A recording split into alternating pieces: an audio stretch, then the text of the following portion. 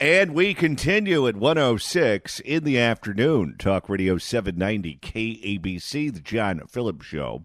Mr. Randy Wangs in Culver City. Okay, I'm taking one final request for the AI-generated Queen Elizabeth. This is a request from Kyle. And we still got our Oakland A's, baby. No, you don't. Who do you think did it better? And we still got our Oakland A's, baby. Yep. 800-222-5222 is the telephone number. 1-800-222-5222. Earlier in the week, we played the sound for you of former mayoral candidate and developer Rick Caruso in a sit-down interview with Fox 11's Alex Michelson. But Caruso didn't just sit down with Fox 11. He also did a sit-down with podcaster Joe Rogan. And it's interesting because he told Alex Michelson 2 days ago that he's not even thinking about running for office. And then he flies all the way to Austin, Texas to go on one of the biggest reach and most influential podcasts out there. Okay, before we get to the sound, I just heard something about Austin, Texas, a city I have never been to but have been told that it is quite spectacular. Oh, it's a fun city. Okay, this is a story I was told, and I have no idea if it's true or not, but I read it on the internet, so I believe it. And the story is this, that Jimmy Buffett, the singer-songwriter, whose music we play every Friday right here on the show, that the song Margaritaville came from a lunch that he had at a Mexican restaurant in Austin, Texas. Well, I just Googled Jimmy Buffett Austin, and what comes up is an article from Eater Austin. For Jimmy Buffett, Austin was always Margaritaville. The story how the tropical rock crooner wrote the lyrics of his most famous song at an Austin Mexican restaurant. So there you go. For once, I got it right. Tex-Mex is magical, as evidenced by Jimmy Buffett creating that song there. Also, that song's not about margaritas. All right. Well, we'll get into that on another day. But right now, we're going to go through the sound of Rick Caruso with Joe Rogan. And the whole interview, and again, this is a national show that could talk about a whole bunch of issues, but at least for the 45 minutes of the hour and a half that I listened to, it seemed to be all about Los Angeles politics, including Rick Caruso's run for mayor in 2022. Fortunately. And, John, I think I got all the swears out of here. But even Rick Caruso dropped an S-bomb at one point. Oh, really?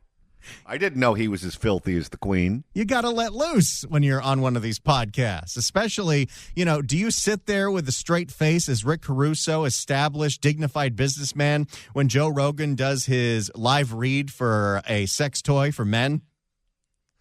Well, maybe that's the motivation. But whenever these dignified people go on the podcast, it's like listening to a Red Fox album. Maybe that's just how everybody talks, and these rules governed to us by the FCC are a little antiquated. Because everybody can get this on their phone, including children. The TikTok is full of swears. I don't know. If all of a sudden we could use whatever language we wanted to use and swearing was allowed, I don't think we'd use any other words. There are some podcasts that are like that. And while I like the creativity of having to dance around certain things, it was irritating to me that while listening to this podcast, I had to keep flagging every swear in it because I can't play that on the radio. So it was basically like listening to an LA City Council meeting. Well, yes. Yes, it was. Fortunately, you did not win. I wanted you to win. Thank you. I was rooting for you. Thank you. No, thank you. No, thank you. No, thank you. It's just... The politics in L.A. it's almost like watching people who are in a cult who are being confronted by the cult experts who are telling them, hey, this is all crazy and fake and you're ruining your life. And they're like, no, I think it's going to work out. Yeah. That is true.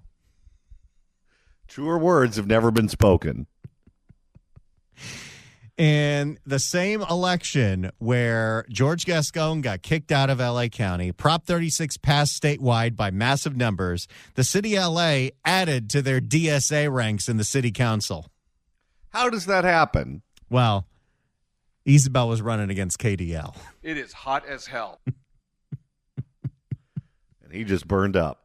Well, there's a lot of things that aren't working out. Yeah. There's a lot of things that are. I mean, listen, I know like you spending time and living in L.A., it's an amazing city. It's amazing. And when I ran for office, as much as I loved L.A., I actually fell in love with it more because I got to see places that I wouldn't normally see. You went to the poor neighborhoods. Okay, I don't know if that's us necessarily putting our best foot forward. The reason that you avoid them is because of the high crime, because of the graffiti, because of the homeless. You're avoiding those neighborhoods for a reason. Fast forward a bit to Rick Caruso, as he talks about, his campaign, a lot of things we've heard on several interviews, including interviews you've done with him or Motek's done with him. He talks about his past, but then he talks about the last month of that campaign. With a little bit of backbone, a little bit of smarts, if you're equipped right, bring together some really smart people, you can fix everything. And to your point, what happened when I was tied at the end of the race and actually a little bit ahead? Biden flies into campaign. Kamala flies into campaign. Pelosi, Bernie. And at the end of the day, when we're 10 days before Election Day, they finally convinced Obama to do a message. That was a full court press for a local mayor's race. Yes, and the Democratic Party did the same thing for George Gascon.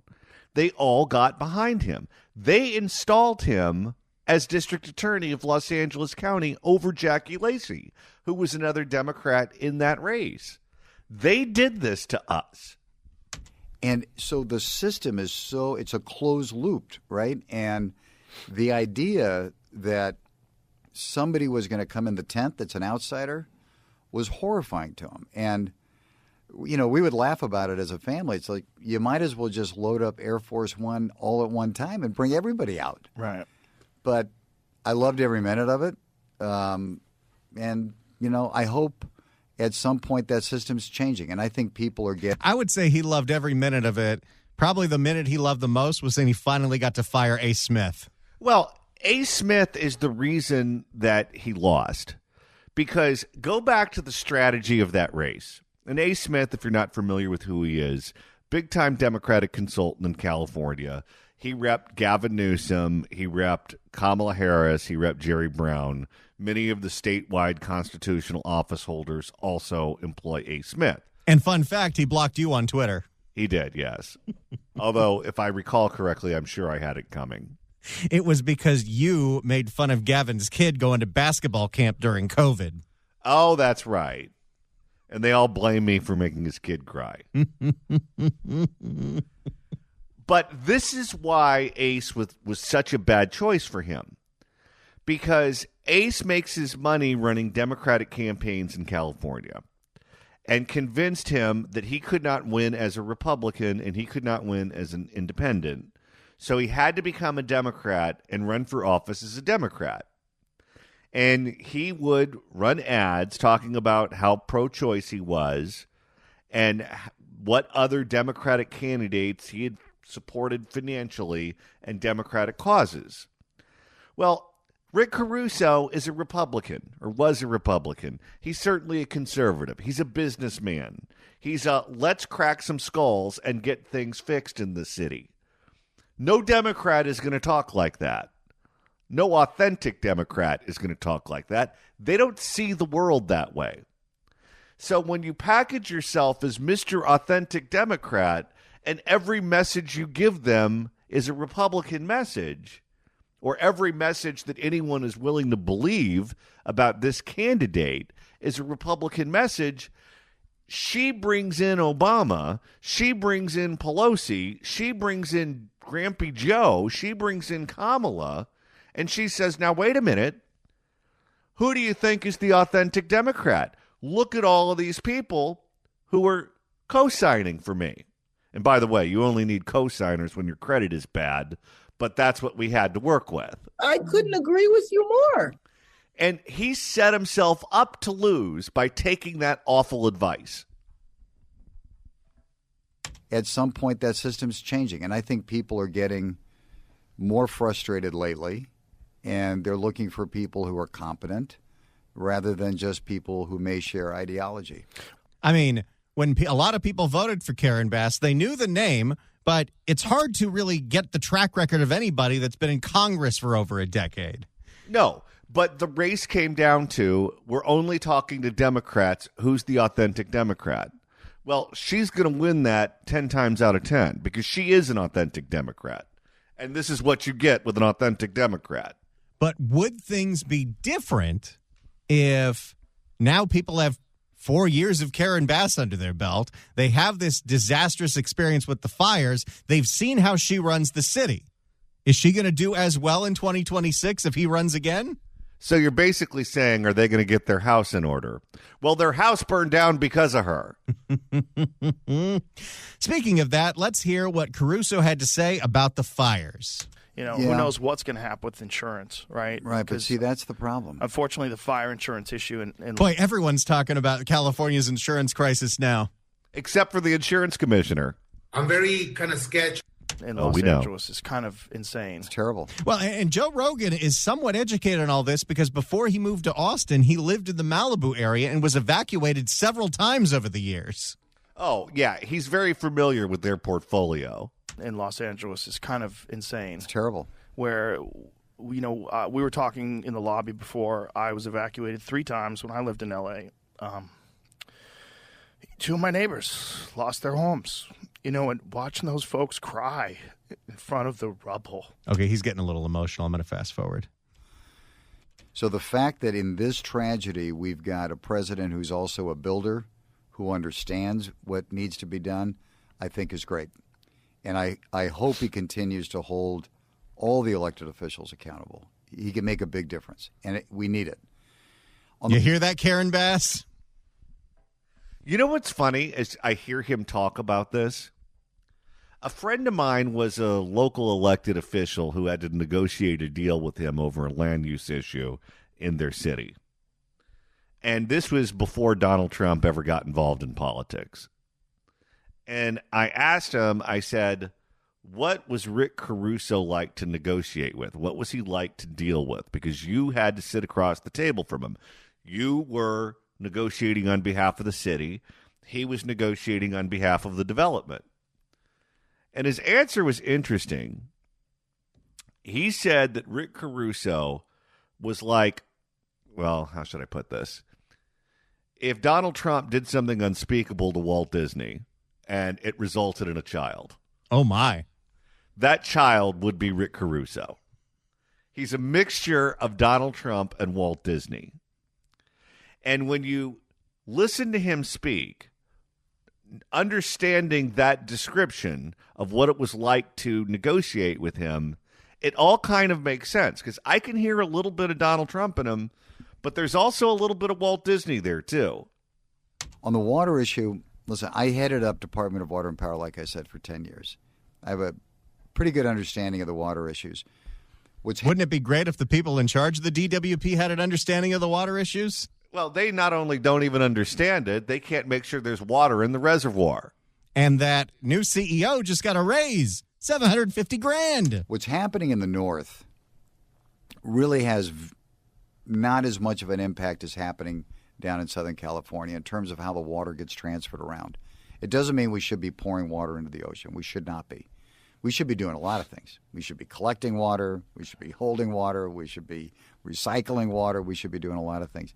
What happened? Who knew that water policy was going to be such a sexy issue coming up in 2026? Well, historically, that is an issue that is something that is bitterly debated in California politics. It's only recently that everything became about abortion and everything became about Donald Trump. But you go back and you look at past campaigns for governor and for other offices in California and battles within the state legislature, fights over water are common in this state because we just didn't have a lot of it for a very long period of time. What happened in Los Angeles, which is just close to negligence, if not negligence. Joe, the fire hydrants ran out. And that's literally everything you need to know about how screwed up everything is in the city.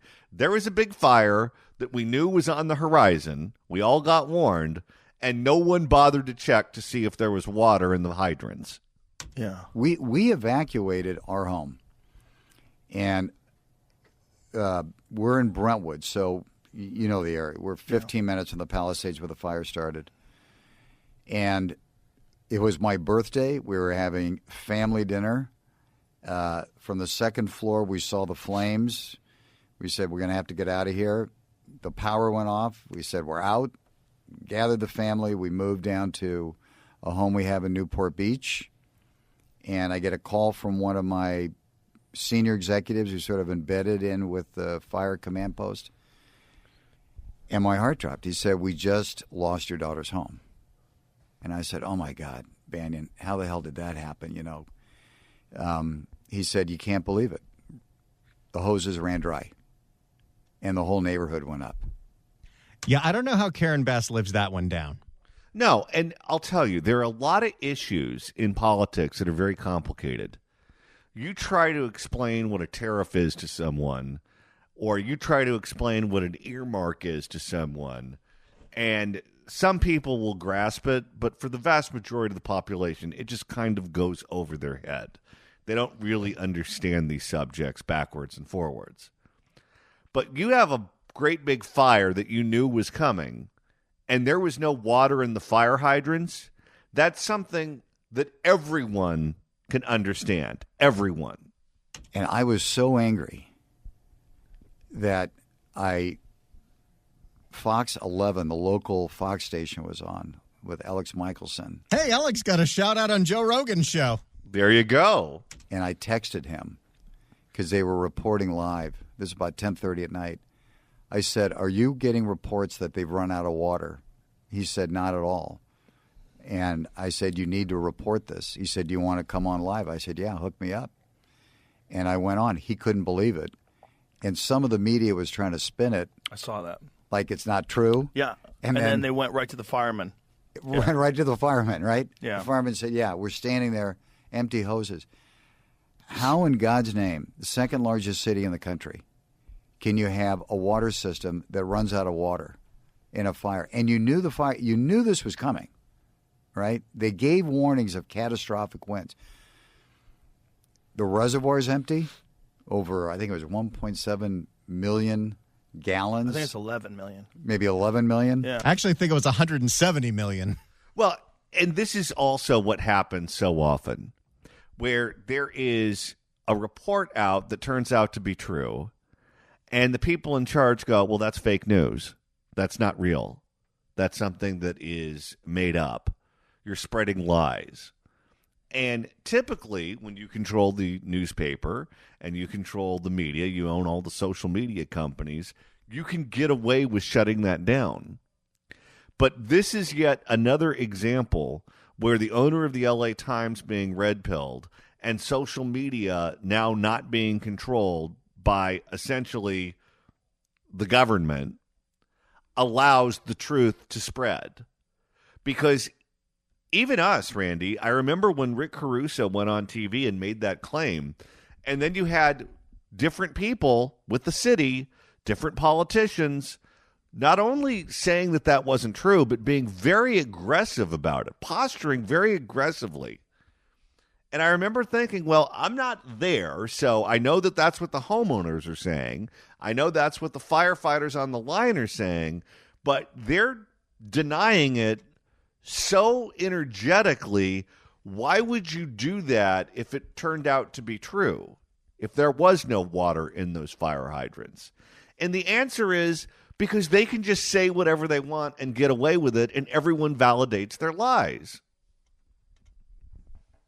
And then Gavin Newsom puts out forward that fact-checking website that included the thing about the reservoirs, even though it was true. Probably right. It's empty during fire season. Yeah. You've got brush that hasn't been cleared for 40 years. There was a whole bunch of us. How many mayors can we blame for that one? Karen Bass didn't kill the chaparral. Garcetti didn't kill the chaparral. Viragosa didn't kill the chaparral. Hahn didn't kill the chaparral.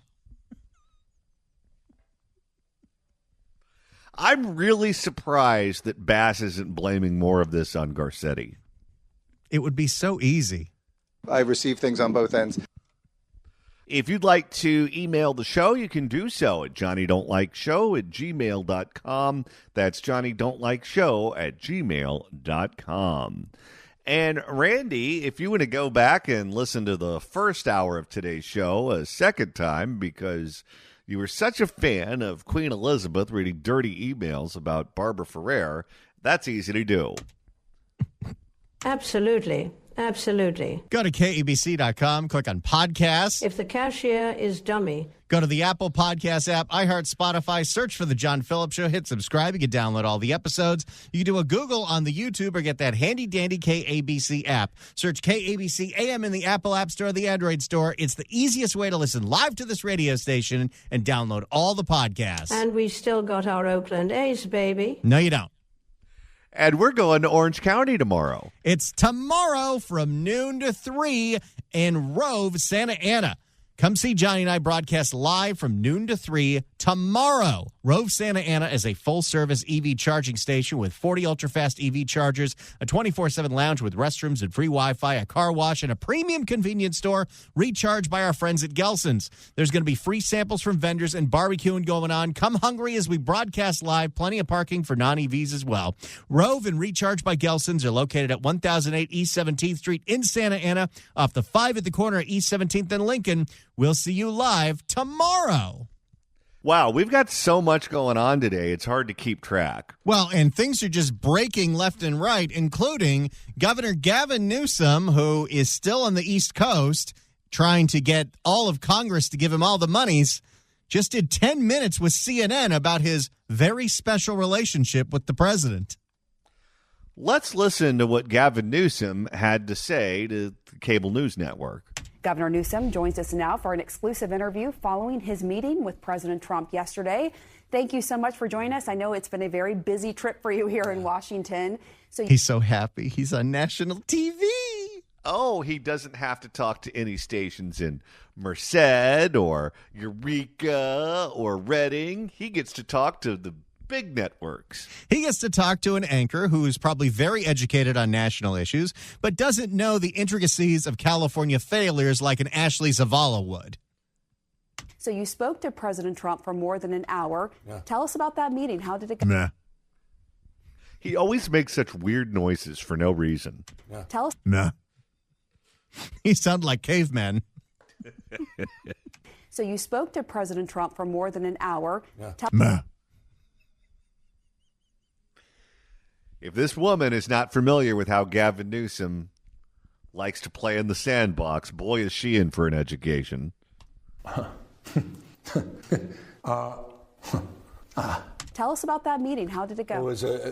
He was very gracious to accept the meeting in very short order. We extended an open hand. I've said this often, not a closed fist.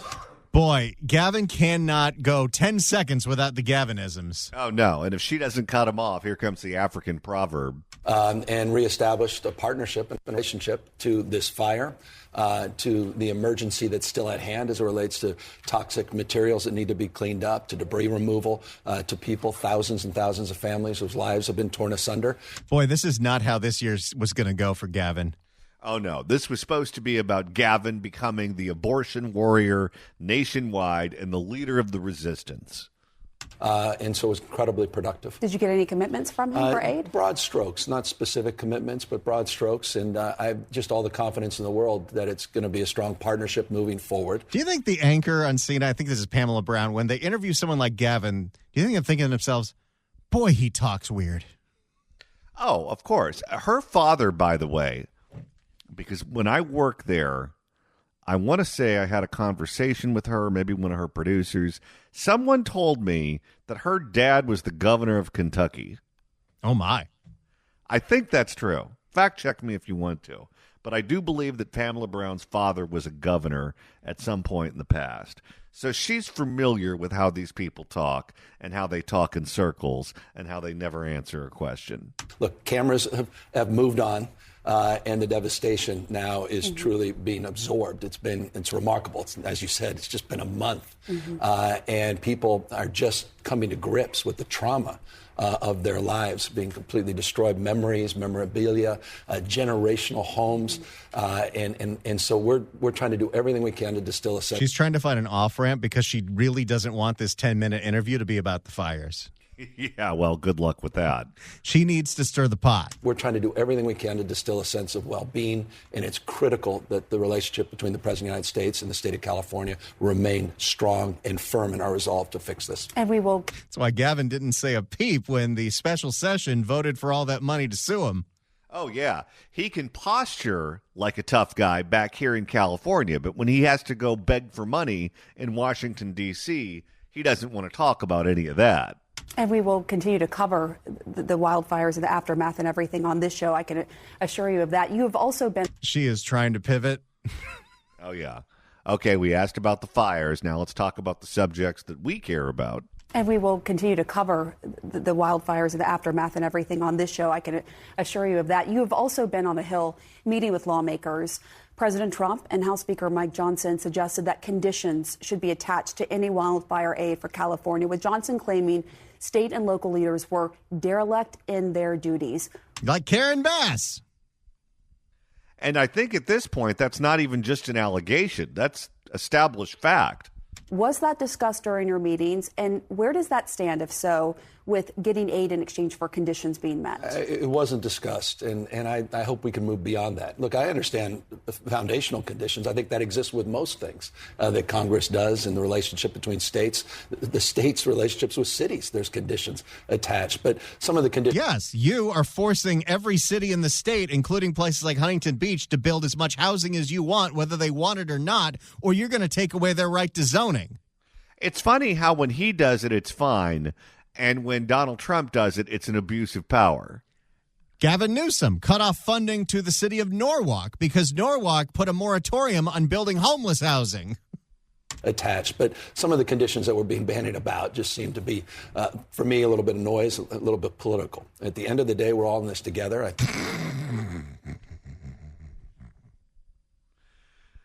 Maybe Rob Bonta has rubbed off on him. You mean, theoretically speaking? Yes. At the end of the day, we're all in this together. The president was at a prayer breakfast this morning. I remember Father Cause telling me, we're many parts but one body. When one part suffers, we all suffer. This notion that we're all in this together. We're in there to take care of the folks in Louisiana, in the Speaker's District. We're here for the folks in North Carolina, Californians, that is, Georgia. People have been impacted by disasters and emergency. And the American spirit is to lend a hand and provide that support. And I expect that will happen for California. Gavin is not going to say one negative thing about anybody that he wants money from. Oh, no. Just wait till he gets back to California and Trump starts talking about something else and he doesn't need anything from Trump. And that's when he'll go back to posturing aggressively. But while he's in Washington, D.C., which is Donald Trump's town, and he's asking for money with a tin cup, he's not going to say any cross words about Donald Trump. As you know, that President Trump has pressed for California requiring voter ID and changing to the water system. Did that come up with your meeting with him? We talked about both, yeah. You talked about both? And did you say you would? We've been in an ongoing conversation for over, I feel like I told the president when he was on the tarmac last week in Los Angeles, I said, we're picking up on the last conversation we had around water 4.5 years prior. So I will say this, he's very focused on that issue. He certainly targeted some of that in terms of some of the actions he took by executive order. 2 billion gallons of water. And so we had and that's why it was an extended conversation. Boy, CNN thought, we're going to bring Gavin on, he's going to give us the dirt, and he's going to criticize the president, and Gavin's playing nice. Oh, no. They're going to throw it to some other anchor. Let's see what Wolf Blitzer has for us. What are the other 9 talking heads? Why it was an extended conversation. I didn't even know people knew how long the conversation was, but it was an extended conversation. And so it was spirited. And look, and it's exactly. Spirited how so? Bring us into that. Because we were just, it was an engaging conversation. You know what it was? It was a two-way conversation. And that's what it should be. I mean, just different points of view, expressing a different understanding of the nuances on the ground, but an appreciation to get something done. Did you tell them the 2 billion gallons of water didn't help with the wildfire recovery? I think it's been well covered. Okay. Understood. He's trying to get the money. Oh, you think he's dumb enough to go step on that rake? I guarantee if that was ever going to be brought up, he had a whole sticky of distractions. Hey, do you know that Donald Trump Jr. and I dated the same girl? If you'd like to email the show, you can do so at johnnydon'tlikeshow@gmail.com. That's johnnydon'tlikeshow@gmail.com. And Randy, you're monitoring the mailbag. Michael writes in at johnnydon'tlikeshow@gmail.com and says, Gavin Newsom sounds like a Tim the Toolman Taylor reject. He does do a lot of grunting. I forgot about that show. I wonder if he has a Wilson the neighbor.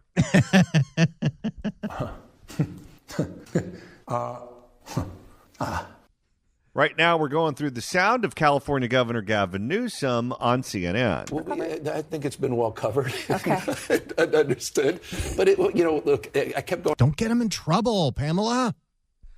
I'll tell you, I know he's not Southern, but whenever he's doing an interview and he's a little bit nervous, he sounds like Roscoe from the Dukes of Hazzard. I think it's been well covered. Okay. Understood. But, look, I kept going back. It wasn't about focusing on the disagreements. It was about focusing on what we have in common. And what we have in common is a desire to support the people of L.A. and also recognize that in 2028, we've got the Olympics coming to Southern California. We have an biggest, beautifulest Olympics ever. Oh, yes. We have an opportunity of a lifetime in the next 3 years to do something extraordinary. And I will say this is true, and it's factual, and you got to call balls and strikes. Lee Zeldin is doing an amazing job. He's on the ground today in Los Angeles. They are moving the first phase of the debris removal at record pace. Lee Zeldin is now the head of the EPA. So Lee Zeldin was essentially the Rick Caruso of New York State. He was a congressman who ran for governor, who should have won, came very close to winning, but the hack machine politician ended up winning because New York is a Democratic state, and Kathy Hochul, the governor there, is the Democratic governor. And she, of course, is a disaster. Zeldin was great. He could have really helped that state get back on the right track. But, of course, just like the city of Los Angeles in our mayoral election, they chose the wrong path. And I think it's that mindset that we brought to the meeting and the mindset that came out of that meeting. The president wants to do something that's never been done, and that is address this crisis with a degree of sophistication and focus to get the job done and get people's lives back. CNN did not expect this when they booked Gavin. No, they didn't. Your relationship with Trump certainly has been interesting over the years. It seems to have taken a more positive turn lately. I mean, he recently called you Newscom. And not just recently. He's been doing that for years. Did he say it in the Oval Office yesterday? Yeah, we had some fun with that. Look. Okay. You see, the thing about Trump is he's the same in private as he is in public. Newsom, totally two-faced. He's very aggressive when he's not around you, but when he's in front of you and he needs something from you, oh boy, does he kiss your ass. This yesterday? Yeah, we had some fun with that. Look. Okay. So tell us about this. How much of your positive turn, I have to ask this because this is what people are wondering, has to do with the fact you need aid for your state. Yeah, but that's all of it. That's the whole point of why he's there. But it's not even that. We had this relationship. I will say, one of the more, I'll leave it to more objective minds, but it's one of the more interesting relationships in politics because we had this relationship going back during COVID. He's actually not wrong about that. I think you could describe them as frenemies. Do you think they've talked about Ferrer? No. No, thank you. But I would like to see that conversation. Can you imagine what Trump would say about her? Oh, please, please, please. That's the only thing I ever want. Yeah.